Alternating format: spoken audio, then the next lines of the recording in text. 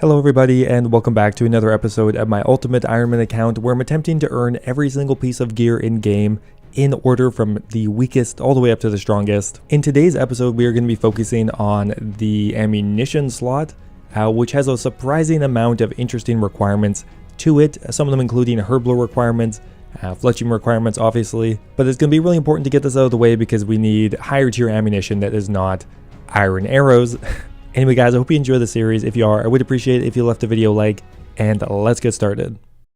Now, like I was saying, I really do need to get my Herblore level up, and the only way to get through the first couple of levels is by actually farming herbs and creating potions. It's definitely going to be pretty slow, but really my only option. At level 30, there will be a lot more quests and diary rewards I can put into it, but for now we need to farm master farmers and just gather resources normally. Okay, so we're going to be planting pretty much any seed that I can, mostly guam seeds, terramins, marintils, really anything that I can make a potion out of. My end goal is level 44 Herblore, which will allow me to make all of the different herb tars, which unfortunately is in the arrow tech tree. We're just getting a quick fishing level out of the way. There is 40 fishing. Okay, we got a really big range level coming in here. That is going to be level 60 ranged, which means I can almost use the rune crossbow, although I won't be getting that for quite a while. That is still a really nice milestone for my range skill. Okay, so all of that fishing did eventually get translated into cooking experience, and the main reason I'm getting cooking experience is for level 41 cooking, which is one of the requirements for one of the recipe for disaster subquests. There is nothing more elegant than a pitfall trap. Simple, effective, and there we go. There is the Grak I think we're catching here. Okay, actually, we're going to get a gear upgrade here by using a Kebit Claw on a leather vambrace. Never made this item before in my life, but there is the spiky vams. Exact same stat bonus except +2 strength. Really don't know when that would ever be useful, but anyway, that's our next best gear. What we're working on right now is the ogre part of the recipe for disaster subquest. I think I can probably get up to mithril or adamant gloves before I have to get too many higher requirements. Now, one unfortunate thing here is the combat bracelet between adamant gloves and rune gloves, which means I'll need to get a very high crafting level. I was talking with my friend the other day, and I think we both agree that the ogres are probably our favorite NPC in the entire game. And there we go, that is our third, I believe, recipe for disaster subquest, giving us the steel gloves, I believe. Now we can go ahead and claim the steel gloves, which will be another gear upgrade. Now I need to get a few more herb seeds, and I decided I may as well do a bit of Slayer, although I don't really want to do rock slugs, and okay, I don't really want to do green dragons either. We're not really worried about our task streak right now. I'll probably just skip the material for now. Okay, we just finished a very interesting Slayer task of otherworldly beans. I don't think I've ever done that one before. And no, not magic beans or kidney beans, beans. Okay, we're going to grab another Slayer task here, and Hobgoblins is perfect. We are slowly stacking up Terramin and Guam and Marintils, and we're chucking them in the looting bag whenever we get a chance.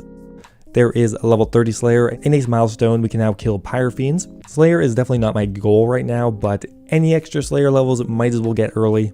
We still have not managed to complete 5 Slayer tasks in a row because there's so many bad ones that I don't want to do. Eventually, I will want to start saving up points, as I do eventually want to get the rune pouch, which is going to be just extremely useful.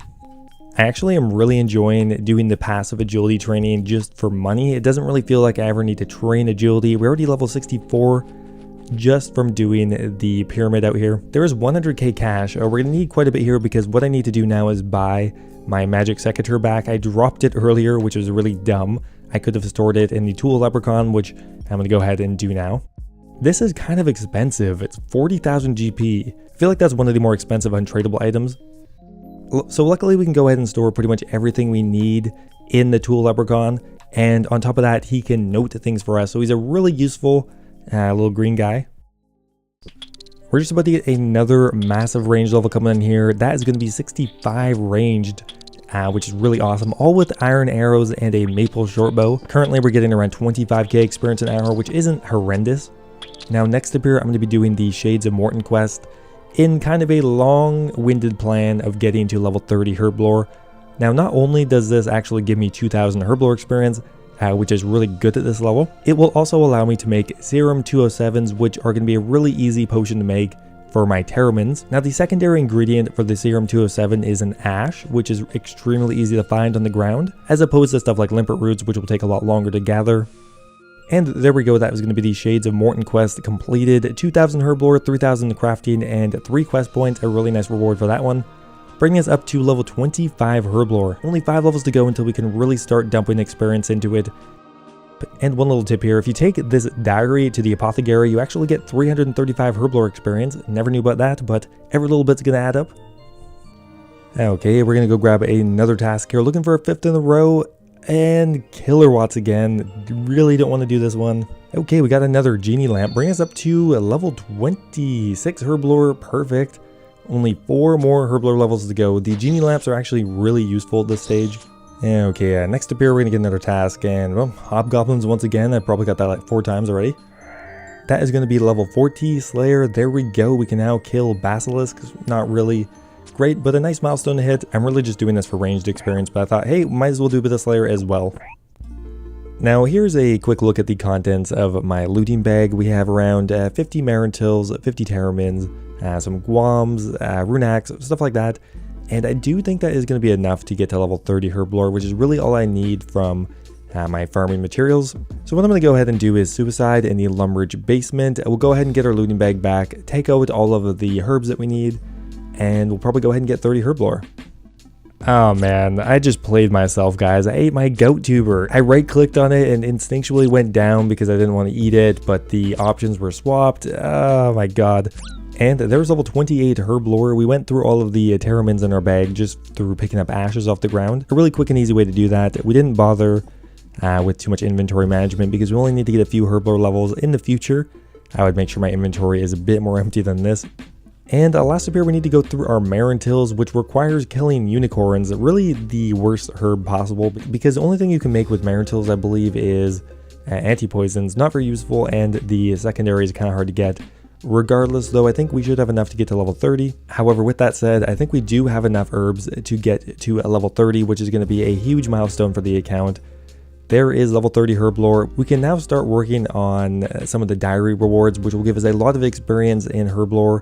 And on top of that, we can do Edgar's Ruse and My Arm's Big Adventure, which will give me around 20,000 Herblore experience just from those quests.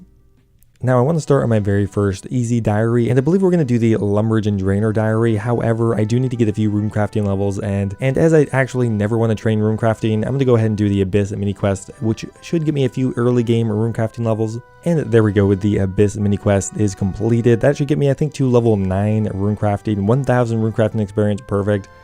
All I need is level 5 for the diary, which I can go ahead and do right now. Do you think runecrafting is the least trained skill because everyone hates it so much, or you just don't really need it for a lot of quests? Okay, we needed a water talisman, and we went ahead and killed water wizards for about 20 minutes, and there we go, we got one. And there we go, we crafted a water rune. That was one of the sticking points, but I think that is pretty much it for our diary. The Lumbridge diary specifically is filled with a lot of things I've never done before, like going into the Drainer basement, crafting a water rune. Who does that? Catching an anchovy in Alcarid, definitely don't do that either. But there we go, that is our very first diary completed. The actual reward isn't amazing beyond the experience. The main reward here, of course, is the 2.5k Herblore experience, and that is worth it enough. There we go, there's level 31 Herblore, which means we can go ahead and start Edgar's Ruse, and then subsequently My Arm's Big Adventure. Alright, the next easy diary that I want to do is the Falador one. I think I already have all the requirements for that one. I'm probably going to do this one and maybe the Kandarin diary because I already have all the requirements. And then we may go ahead and work on Edgar's Ruse. Apparently, I actually never got around to doing Doric's quest. I just tried to use the anvil and it said that I couldn't. So we went ahead and got all the ingredients for Doric. Doric's going to sass me a little bit for reading the quest guide. And there we go, that is another one done. I've actually already made a Blurite limb on this account before, kind of weird. And that is going to be another easy diary completed. That is a Falador shield and another 2.5k Herblore experience. Gonna chuck that right in there. That should give me another Herblore level. Another big benefit of getting the early game Herblore grind done with is we can make prayer potions. Now, I'm not entirely sure if you can note potions anymore. I've read that you can by decanting them together, but I tried it and it didn't actually note them. We're going to go ahead and test it later, but I hope you can, because then we can actually stock up on prayer potions for some later game PVM or whatever we want it for. Okay, next up here we're working on the Kandarin Diary. We went ahead and caught a raw mackerel. Again, pretty much for the first time. I don't think many people eat mackerel. Oh my god, I got my very first pet, guys. It's just a fish. We'll probably just actually go check it on the ground now. That's kind of mean. And that's going to be the Kandarin Easy Diary complete. Once again, another 2.5k Herblore experience, which we're going to check right on there. Brings up to level 34. That's perfect. And again, I don't think the Kandarin headgear is that useful for me. Now, Edgar's Ruse is by far one of the best quests to do for Herblore experience, so we're going to go ahead and do some of the prerequisites. The only one we have left is, I think, Troll Stronghold. I am a big idiot. I almost ran through 300 arrows because I had my Graceful set equipped while I was trying to kill Dad. But we did just barely manage to do it with just a few arrows left. And that is going to be it for the Troll Stronghold. No XP rewards, unfortunately, but one quest point, and that was the final requirement for Edgar's Ruse, which we can go ahead and start right now. The only problem I see with the Edgar's Ruse quest is how inventory restrictive it is. We need about 20 or 25 inventory spaces at one point. I had to go back and get my looting bag again, so I decided to try to kill thugs. And it was a lot quicker. Could just be anecdotal for now. I'm going to be pretty much chucking everything in here I don't need, as at one point you need to make the fake human, which it takes 10 grain, 5 chicken, and a few other items, so I'm really going to need as much space as possible. And I think with all of those preparations out of the way, we can go ahead and start the quest by talking to Sandfew. I guess we're going to store a parrot in a torture rack. That is really weird. I really need to start reading the quest dialogue maybe, because I honestly have no idea what's going on most of the time. Now, I've kind of read the best way to do this is to honestly just kind of haul ass at a very specific time and run through it, and occasionally you'll succeed. Alternatively, you can take the very methodical route, but let's just do it this way. Now, in the wiki it says right as two of these ogres meet. You can kind of just thread the needle if you get really lucky here. Ooh, there we go, third try, not bad. Now, that was actually like my 30th try. And that is going to be it for Edgar's Ruse. Not too bad on the Ultimate Ironman. We did end up having to drop a few things, but that is going to be 11,000 Herblore experience, bringing us to level 38, which means we can now make the Prayer Potion, which is one of the most important unlocks, as well as we can now use the Trollheim Teleport once we get our magic level up a bit more. We have a few upgrades we need to do here. We're going to first up make the Iron Brutal, which is another gear upgrade here. Now, the next item I need to make is the Guam Tar, which I now have the Herblore level to create. I'm happy about that one. The only problem is I don't have a Guam, so I'll have to go ahead and get one of those. Okay, there we go. We collected some Swamp Tar in the Lumber Swamp and added a Guam to it. And that is another ammunition slot unlocked. Probably not going to use it, but the next really important item we can get here is the Steel Arrow, which will be a nice upgrade for my bow. Now, there's one issue here that I didn't actually realize until now. The next upgrade is the Ice Arrow, and to actually complete the Temple of Ikov, you need a U shortbow or better, which I'm not sure at what point in the quest you need the U shortbow, but realistically, I need the U shortbow anyway. So it looks like I need to get 65 fletching before I can get anything better than an Ice Arrow. Okay, there's level 50 Hunter, a nice milestone. We are going to stay here all the way till 59 Hunter, and we probably need to get that fairly soon, as the Red Salamander is a ranged weapon, and it's almost going to be next. I just thought of a really dumb idea, but you know what? This account isn't meant to be for pure efficiency. Now here's my idea.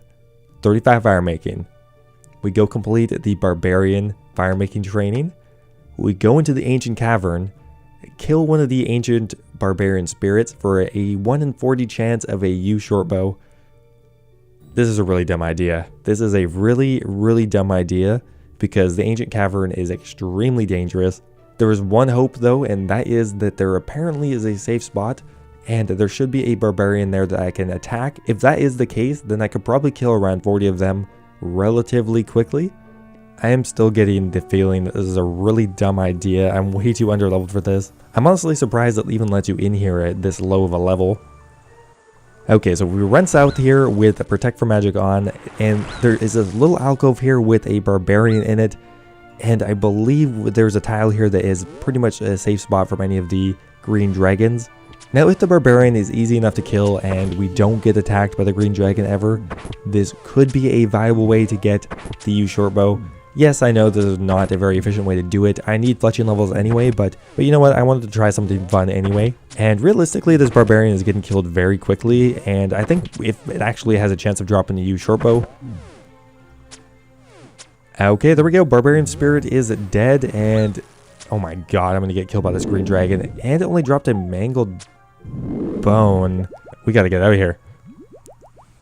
Well, it sounded like a dumb idea, and I guess it was, because that was a complete failure. Anyway, guys, that is where I'm going to end it for today. One notable thing I want to mention here is I'm already at 57 hunter. I was really stoked last night because I thought I could hunt the red salamander, but apparently I'm still 2 levels off. Now, we got the majority of our Herblore grind out of the way. Once we get the other 10,000 experience and a few more diaries, we will have all that done. And in the next episode, we'll start working on the fletching level requirement, and then finally we'll have access to the Dorgeshuun crossbow. Anyway, guys, I hope you enjoyed the episode. Again, kind of sick, so if I'm sounding less enthused than regular, it's just because of that. I'm really enjoying the series. I hope you are too, and I will see you next time.